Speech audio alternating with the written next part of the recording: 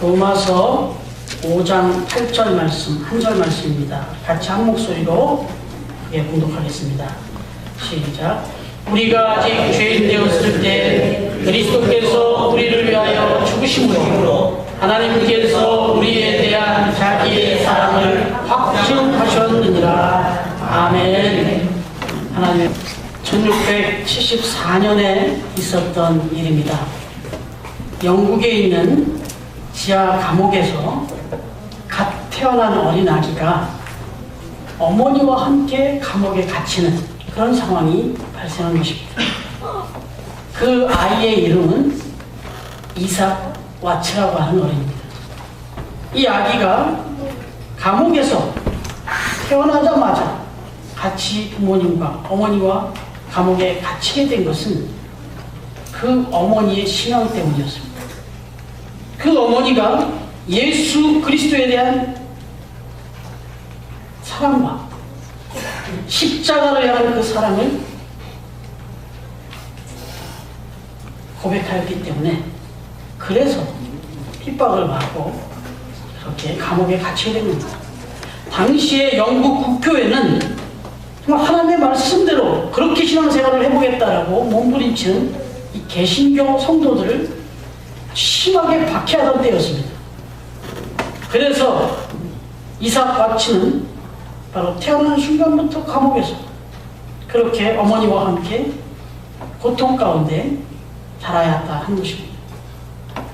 여러분, 그렇게 태어났다면, 그래서 그렇게 성장했다면 보통 사람 같으면 십자가 쳐다도 보기 싫었지 않겠습니까? 자신에게나 자신의 가족에게 이 엄청난 고통을 안겨준 이 십자가, 이건 정말 생각하기도 싫었어요. 그런 상징물이었겠습니다.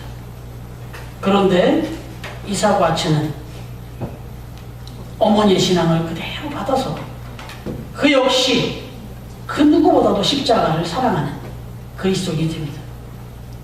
그가 얼마나 십자가를 사랑하고 예수 그리스도를 사랑했는지 그가 한평생 살아가면서 그가 쓴 찬송시가 600곡에 달합니다.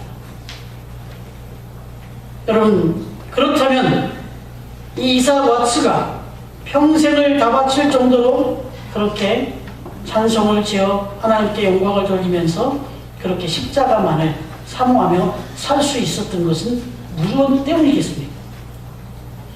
그 이유는 그분이 작사한 대표적인 찬송가, 오늘 우리가 예배 서두에서 불렀던 찬송가 149장, 바로 그 가사 속에 담겨 있습니다. 주 달려 죽은 십자가라고 하는 이 149장 찬송가 3절에 보시면 못 박힌 손을 보니 큰 자비 나타내셨네, 이렇게 노래하고 있습니다. 여러분, 이삭 와츠는 저 십자가를 바라볼 때마다, 교회의 종탑에 달린 그 십자가를 바라볼 때마다 그 빈 십자가만을 본 것이 아니라 그 십자가에 달려서 손과 발에 못을 박히시고 물과 피를 다 흘려주셨던 바로 예수 그리스도를 보았던 겁니다.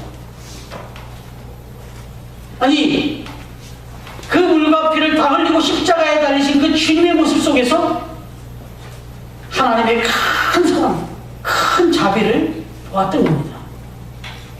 여러분, 세상 사람들은 2000년 전에 십자가 위에서 그렇게 고통스럽게 돌아가신 예수님의 죽음이 나와 무슨 상관이 있는지 아무것도 깨닫지 못하는 그런 삶을 살아가고 있을 때 이삭 와츠는 그 십자가에서, 그 십자가상에서 피 흘리며 돌아가신 그 주님이 바로 내가 달려야 될 그 십자가에 대신 달려 돌아가신 것이다. 나의 죄를 위해서, 나의 죄를 사하여 주시기 위해서 그렇게 돌아가신 것이다 라는 것을 깨달았던 겁니다. 그야말로 이사야 선지자가 예언한 대로 그가 찔림은 우리의 허물 때문이요 그가 상함은 우리의 죄악 때문이라. 아니, 그가 찔림은 나의 허물 때문이요 그가 상함은 나의 죄악 때문이라, 이렇게 고백했던 겁니다. 그렇게 깨달았던 겁니다. 그래서 3절 가사를 다시 한번 보시면 가시로 만든 면류관 우리를 위해 쓰셨네 이렇게 찬양하고 있습니다. 가시로 만든 엮은 그 면류관은 나를 위해 쓰셨다 이렇게 찬양하고 있는 것입니다. 여러분, 만약에 예수님께서 우리의 죄를 위해서 고난을 당해주지 않으셨다면 우리는 어떻게 되었을까요? 우리들 스스로 그 죄의 문제를 해결할 수가 없는데 죄인이 죄의 문제를 어떻게 해결하고 있겠습니까? 로마서 3장 23절 말씀대로 모든 사람이 죄를 범하였으면 하나님의 영광에 이룰 수 없게 되었다라고 분명히 밝혀주고 있는데 오히려 하나님의 무서운 진노와 심판만이 기다리고 있는 저 지옥에서 영원한 형벌을 받아야 마땅한데 그런데 우리가 이제 예수님을 믿기만 하면 우리의 죄의 문제가 다 해결되는 줄로 믿는 것입니다. 그래서 하나님의 자녀가 되어 천국에서 영생복락을 누리게 될 줄로 믿는 것입니다. 이것이 바로 하나님이 십자가를 통해서 보여주신 큰 사랑, 큰 자비인 것입니다. 그래서 오늘 묵상한 봉독한 로마서 5장 8절 말씀에 우리가 아직 죄인 되었을 때 그리스도께서 우리를 위하여 죽으심으로 하나님께서 우리에 대한 자기의 사랑을 확증하셨다 이렇게 말씀하고 있는 겁니다. 여러분, 이러한 자비를 경험한 이삭 와츠는 입술로만 주님을 사랑한다고 고백하지 않았습니다. 그는 평생을 독신으로 지내면서 오로지 십자가를 노래하고 찬양을 드리는 일에 자신의 온 삶을 다 드렸습니다. 여러분, 계단 올라오면서 지난달 3월에 말씀으로 붙여놨던 말씀이 기억나십니까? 키에르 케고르의 고백입니다. 인생은 40부터가 아니다. 20부터도 60부터도 아니다. 인생은 십자가로부터다. 이런 고백을 하였습니다. 여러분, 1945년 10월에 히틀러 치하에서 억압을 받던 이 독일 교회가 정말 이런 핍박과 억압 속에서 우리가 정말 돌이켜야 될 것이 무엇인지 우리 자신을 돌아보는 계기로 삼자 해서 한없이 세속화된 그 신앙을 회개하고자 오히려 핍박 앞에서도 십자가 앞에 모여 신앙의 고백을 합니다. 참회의 기도를 드립니다. 그 참회의 기도가 유명한 슈투트가르트 선언입니다. 바로 그 슈투트가르트 선언문에 보면 내용이 이렇습니다.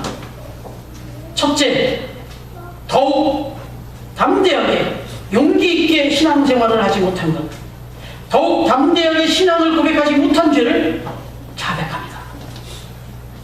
둘째, 더 진실하게 기도하지 못한 죄를 자백합니다. 셋째, 더 감사와 기쁨에 넘쳐 살지 못한 죄를 자백합니다. 넷째, 더 뜨겁게 사랑하지 못한 죄를 회개합니다. 이게 슈투트가르트 선언문이었습니다. 여러분, 이 말은 십자가 없이는 그 어떤 담대한 삶도, 담대한 신앙 고백도, 그리고 진실한 기도도, 그리고 감사와 기쁨에 넘치는 삶도, 그리고 뜨거운 사랑의 실천도 있을 수가 없다는 것을 이들이 고백한 겁니다. 그렇습니다, 여러분. 우리의 신앙의 핵심은 예수 그리스도의 십자가입니다. 여러분, 바라기는 십자가에 못 박혀 죽으시고라고 하는 이 신앙 고백의 내용을 우리가 고백할 때마다, 이 신앙 고백을 들으실 때마다 다시 한번 십자가의 사랑과 희생과 주님의 이 큰 자비를 생각하면서 담대한 신앙을 회복하시기 바라고, 진실한 기도 가운데서 나아가 감사와 기쁨이 넘치는 삶으로 더욱더 뜨겁게 사랑을 실천하며 살아가는 이 새로운 공동체가 되어질 수 있게 십자가 위에서 우리를 위하여 큰 자비와 큰 사랑을 베풀어 주신 우리 주님의 이름으로 축원합니다. 기도드리겠습니다. 하나님 아버지 감사합니다. 2000년 전에 이 땅에 오셔서 죽어가는 영혼들을 구원하시기 위하여 친히 십자가에 달려 불과 피를 다 흘려주시고 온갖 고초와 고통을 다 당하시고 마침내 생명까지 내어주시기까지 큰 사랑 큰 자비를 베풀어 주신 주님의 십자가를 묵상합니다. 오늘 순환주일 고난주일을 맞이하면서 저희가 이제 하나님 앞에 우리의 신앙도 고백합니다. 주님 받아 주시옵소서.